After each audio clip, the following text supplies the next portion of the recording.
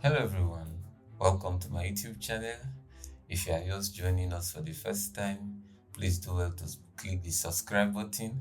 And also, if you are returning, please do well to share this video and also click the notification button to receive subsequent videos that will be uploaded on this channel. Once again, welcome to my YouTube channel, and we have a lot of things in stock for us in this channel. Please do well to subscribe to the YouTube channel. And so today we'll be talking about introduction to musical notes. It's a very interesting topic and I want you to follow me on this channel. Once again, welcome, even as we go in depth on this topic, introduction to musical notes. Alright, today we'll be talking on the following contents. We have definition of musical notes, we have the types of musical notes, and we also talk about the musical notes with stems. And so for this introduction part, those are the three major things we'll be talking about: the definition of musical notes, the types of the musical notes, and also musical notes with stems. Okay, let's talk about the definition of musical notes. Now, musical notes are musical symbols that usually represent the pitch and duration of a musical sound. And when we talk about pitch and duration of musical sounds, you remember that pitch and duration, they are elements of music. And pitch talks about how high or how low a sound is, while the duration tells us the length of the musical notes. And so the musical notes are those musical symbols that represent the duration of a musical sound and also represent the pitch of the musical sound. It is simply the art of writing music. And these musical notes are of various shapes, of which we are going to talk about shortly. Okay, we'll be talking about the different types of musical notes. And there are different types of musical notes. And for the purpose of this study, we'll be talking about majorly 6 types of musical notes. There are other types of musical notes which will not be mentioned here, but for the sake of this study, we'll just talk about majorly these 6, which are very common. Number 1, we'll be talking about the semi-breve. Now, I want you to understand that these notes have the classical name, have the common name. The common name can also be referred to as the American names. And so the classical note names can also be referred to as the British names. Now, we have the semi-breve, which have the American name to build the whole note. And also, we have the meaning, of which the American name is called the half note. We have the crotchet. The crotchet American name is called the quarter note. And we also have the quiver. The quiver American name is known as the eighth note. We have the semi-quiver, of which the American name is known as the 16th note, and the demi-semi-quiver, of which the American name is known as the 32nd note. Now, let's look at the symbols of these notes. Now, when you look at the symbols of this note, for the semi-breve, we have the symbol to just be a basic whole note.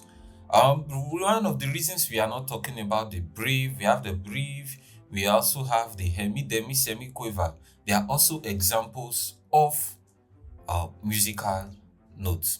Now, the semi-breve, which is just a basic whole note. The symbol is just a basic whole note, like just a cycle, like you can see on the screen. We also have the minim, which is the half note, having a whole note with a tail. You can call it a tail or you can call it a stem. We have the crotchet, which is the quarter note, and the crotchet is a quarter note is a half note that is being filled. You can see it being filled from the screen here. And so we have 2 examples of the crotchet, which you can see here on the screen. We have the quiver, which is the 8th note, is a quarter note with a tick on the tail. You can see we have 2 examples of the quiver. One has is the tail is lying down, and the other, the tail is vertically upward.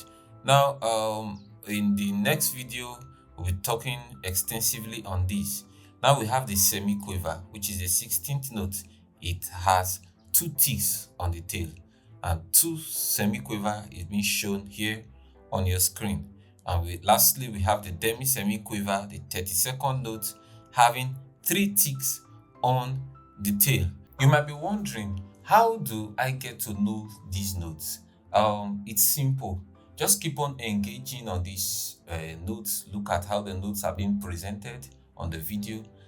Just take your time and watch the stems and everything on the notes. As keep on engaging, you will get used to these notes. Now, let's look at musical notes with stems. Now, the position of the stems of the minim, the crotchet, the quaver, the semiquaver, and the demi-semiquaver can either point upwards or downward. This actually depends on the position of the notes on the stave. Now, as a rule, notes which lie below the third line of the stave. Now, if you look at the screen, you will discover that there are notes below the third line. Now, let's begin to count the notes from the last line as number one. So we have the last line here, number one. So that's last line from beneath. 1, 2, 3. Now, notes below this third line usually have their stems pointing upward. Those notes could be minim notes, could be crotchet notes, could be quaver notes, could be semiquaver, could be hemi-demi semiquaver. Now, notes that fall below those lines, they usually point upwards. And there are notes that lie below these lines. And there are also notes that lie above this line. Now, if the notes lie above the line or lie on the line, then their stems point downward. Now you can see from the screen examples of different crotchet notes having their stems or tails pointing downward.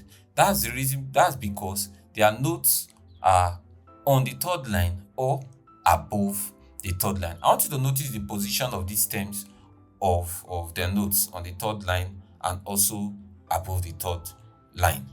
Now we have notes below the third line and notes above the third line. If you observe carefully, you will see how the rule goes. Those notes below the third line and those notes above the third line, where their stems keep pointing.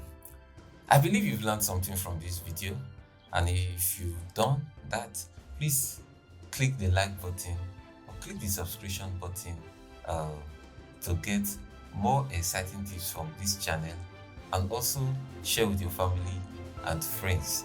And also, I want you to comment on the comment section. Tell me one or two things you've learned from this video, even as you share.